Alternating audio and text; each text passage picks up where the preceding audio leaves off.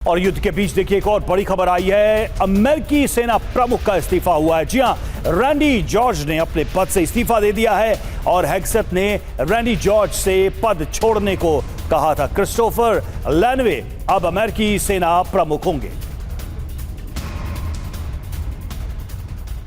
तो बड़ी खबर यह है कि ईरान के साथ चल रही जंग के बीच अमेरिकी आर्मी चीफ की छुट्टी। खबर यह कि जनरल रैंडी जॉर्ज ने आर्मी चीफ के पद से इस्तीफा दिया है और पीट हेग्सेथ ने पद छोड़ने और रिटायरमेंट के लिए कहा था। ट्रंप और हेग्सेथ के साथ तालमेल की कमी एक सबसे बड़ी वजह बताई जा रही है, जबकि वाइस आर्मी चीफ क्रिस्टोफर लैनवे को अब जिम्मेदारी मिली है। पहले पीट हेग्सेथ के मिलिट्री असिस्टेंट रहे हैं क्रिस्टोफर, और पेंटागन ने कहा कि वॉर सेक्रेटरी पीट को क्रिस्टोफर पर भरोसा है और करीब 1 दर्जन सीनियर ऑफिसर्स को हेग्सेथ हटा चुके हैं। हालांकि रैंडी जॉर्ज के बारे में भी जानिए। जो बाइडेन ने 2023 में आर्मी चीफ बनाया था, 2027 तक रैंडी जॉर्ज का कार्यकाल बाकी था। पूर्व रक्षा मंत्री लॉयड ऑस्टिन के असिस्टेंट भी रहे हैं। गल्फ, इराक और अफगानिस्तान वॉर में शामिल रहे।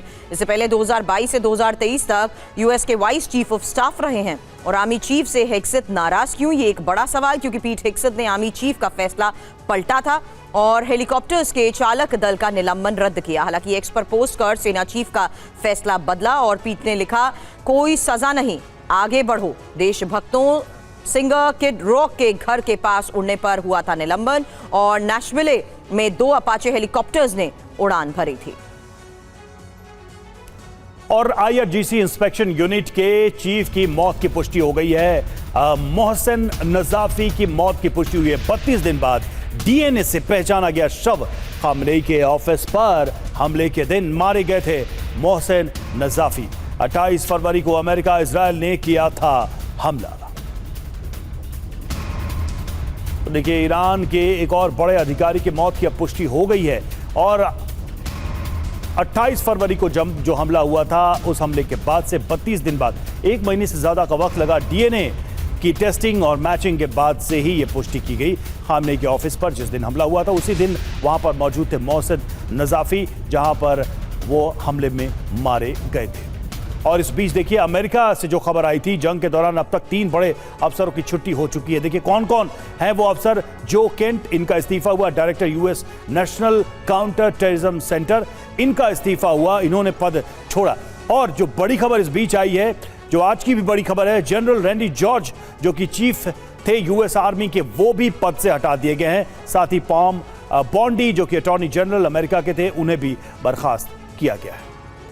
अब एफबीआई डायरेक्टर काश पटेल इस्तीफा दे सकते हैं। ये इस वक्त एक और बड़ी खबर है, जहां यूएस आर्मी सेक्रेटरी डिस्क्रॉल भी इस्तीफा देंगे और ट्रंप सरकार 3 अधिकारियों पर एक्शन ले सकती है। अमेरिकी मीडिया के हवाले से इस बड़ी खबर को लेकर बड़े दावे किए गए हैं। हालांकि ट्रंप प्रशासन में हो रहे ये बदलाव किस तरीके से बड़े सवाल खड़े करते हैं। फिलहाल 3 बड़े अधिकारियों पर एक्शन की तैयारी ही इस वक्त की एक और बड़ी खबर, जहां आपको बता दें, रिपोर्ट दावा कर रही है कि जल्द काश पटेल जो कि एफबीआई के डायरेक्टर हैं, इस्तीफा देंगे। और साथ ही इसी फेहरिस्त में दूसरा नाम है डैनियल डिस्क्रॉल का, जो कि आर्मी सेक्रेटरी हैं, ये भी जल्द इस्तीफा दे सकते हैं। साथ ही लॉरी शावेज और डेरमेर लेबर सेक्रेटरी, इनकी तरफ से भी जल्द इस्तीफा हो सकता है। और देखिए, जॉर्डन से खबर आ रही है। जॉर्डन में अमेरिकी बेस पर हमला हुआ है। ईरान ने अमेरिकी बेस पर ड्रोन से हमला किया है। ईरानी सेना ने जारी किया है हमले का वीडियो।